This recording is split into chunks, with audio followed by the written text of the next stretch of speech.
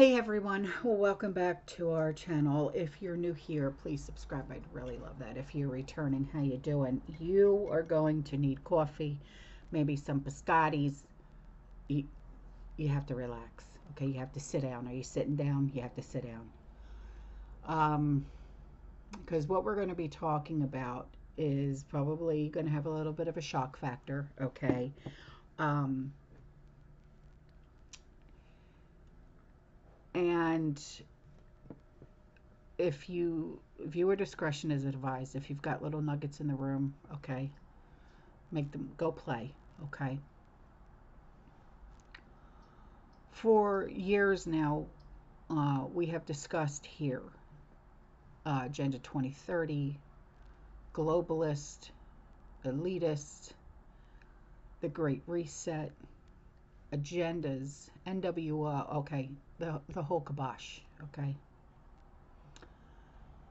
Well, globalists, they want WW3.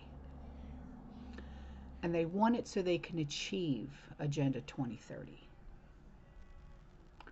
The pandemic didn't usher in the Great Reset. So now it's on to World War III. But remember, these elites will be safe. They will be warm, well fed, on steak, potatoes, champagne, while our kids are sent overseas to fight an endless war. And it's for their political NWO agenda. Germany is now threatening war against the US and also against Russia. And the German legacy media have the audacity, okay, to announce that Europe has to face both President Trump and Russia as enemies now. And this is all just to defend Ukraine. Clearly, a much bigger agenda is behind these WW3 ambitions here. Now,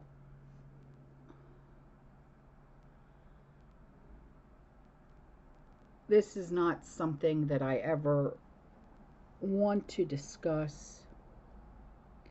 This is not something that any of us ever want. But Germany's not the only one. They're not. Die Europäer müssen sich nun gleichzeitig gegen Russland und gegen einen immer feindlicher agierenden US-Präsidenten rüsten und dabei auch noch die Ukraine so stark machen, wie es eben irgend geht. But the incoming German chancellor says that, in other words, they've had enough of 47's nonsense.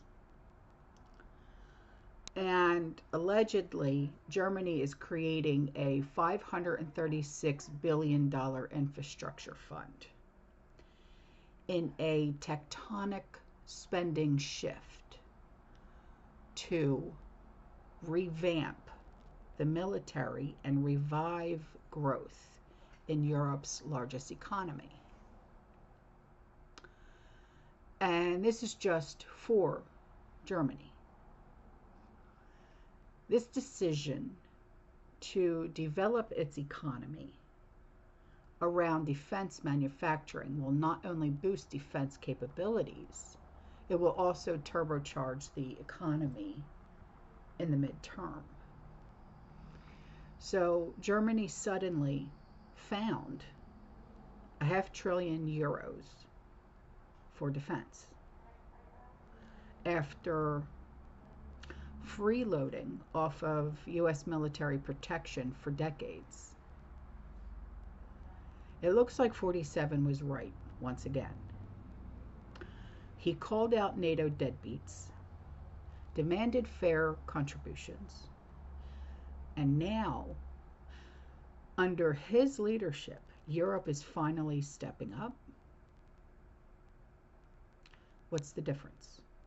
Now, they're spending because they have to, not because they want to. America is still leading the game. Now we have the Lithuanian president, Gitanas Nausėda. I know I pronounced that wrong, but he, in this video, is saying the quiet part out loud. There's no need to explain in a detailed way how important is this meeting.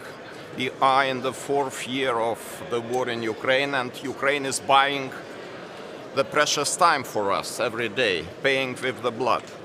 So it would be highly irresponsible to waste this time and to have long hours discussions without the clear outcome. So I think we have two very important proposals on the table. First of all, I appreciate the efforts of the President of the European Commission, Ursula von der Leyen, for this 800 billion euro plan. I think this is a step forwards comparing with the situation we are now. And it would be really high assistance for my country, because we have very ambitious target in my country to spend for defense from 5 to 6% of our GDP. It means a lot, but for that we need more flexible treatment of defense spending while calculating the fiscal deficit according to economic and growth and stability plan. Then 20 billion euros financial package for Ukraine. You are smiling. I think this is very serious, because Lithuania is committed to contribute and to pay our part to this fund, because we are committed also to support Ukraine by 0.25% of our GDP each year. We calculated if our countries will commit to pay the same amount, Ukraine would receive 43 billion euros, and this is a lot. And this is really what they need right now. Now, the president of the European Parliament, her name is Roberta Metsola. She explains that the EU needs to militarize in preparation for total war with Russia. I think I'll be a little bit more blunt than usual today, and our message on this day of a Special European Council on Defence is that it is about damn time. This is something that we have been asking for a long time, that the European Union, that Europe is capable of standing up on its own 2 feet. That's why we've been saying we need to scale up, we need to be prepared, we need to produce, and we need to protect. That is essentially what our citizens are asking from us. That is essentially what it will take for Europe to say that we are ready to put, finally, our money where our mouth is. On Ukraine, the situation today is exactly the same as it was 3 years ago. Ukraine is fighting for Europe, and Europe needs to be hand in hand, lockstep, with whoever is fighting for our security, for our values. Ukraine's security is Europe's security. And today, more than ever, also with the president of the country, we will stand with him and will say, we are with you. But to do that, we need to do more. We need to make sure that even here we put our money where our mouth is, that we help financially, that we help militarily, and we're able to say that yes, what you are fighting is what we will be fighting for together. Thank you very much. Thank you. Thank you. Now, these despicable warmongers who are obsessively pushing for a full-scale WW3 to unleash more chaos and suffering, all to satisfy the insatiable greed of their wicked military-industrial complex, globalist masters. When is enough going to be enough for these people?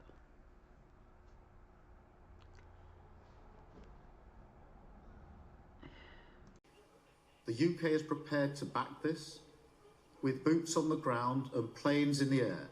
Together with others, Europe must do the heavy lifting. But to support peace in our continent and to succeed, this effort must have strong US backing. It seems as though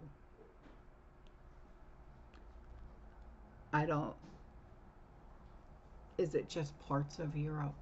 As of right now, it seems like it. They are preparing for WW3. But it seems like only Germany is coming after us. But once one starts, it'll be a trickle effect or a domino effect. So it could be the rest of them will want to come after us as well. But it seems like the main agenda here is to go primarily after Russia. Sad. This whole thing is sad. None of this needs to happen. None of it. No one wants this. No one. I know I certainly don't. Jesus. Ciao. In the various meetings in the last few weeks, most recently 2 days ago in London, the answer from European capitals has been as resounding as it is clear. We are in an era of rearmament. And Europe is ready to massively boost its defense spending, both to respond to the short-term urgency to act and to support Ukraine, but also to address the long-term need to take on more responsibility for our own European security. And this is why today I have written a letter to the leaders ahead of Thursday's European Council. This is why we are here together today. I have outlined in this letter to the leaders the Rearm Europe plan. This set of proposals focuses on how to use all the financial levers at our disposal in order to help member states to quickly and significantly increase expenditures in defense capabilities, urgently now, but also over a longer period of time over this decade.